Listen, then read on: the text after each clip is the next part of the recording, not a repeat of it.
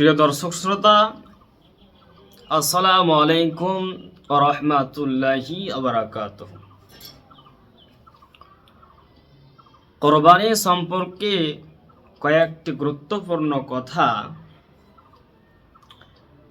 যে কোরবানির মাংস কোনো গায়র মুসলিমকে দেওয়া যাবে কি না। না, কোরবানির মাংস আপনি কোনো গায়র মুসলিমকে দিতে পারবেন না। যদি আমি কোনো মাইয়াতের তরফ থেকে কোরবানি করি, আমার বাবা চলে গেছে, মা চলে গেছে, যদি কোরবানি দিই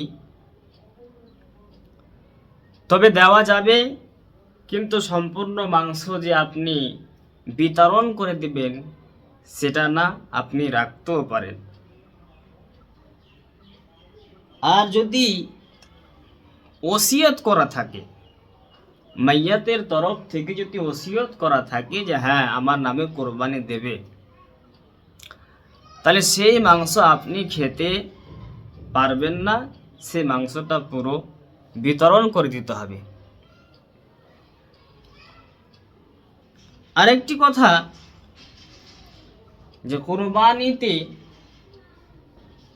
কোরবানির গরুতে আকিকার হিস্সা নেওয়া যাবে কি না। কোরবানির গরুতে আকিকার হিস্সা আপনি নিতে পারবেন কখন?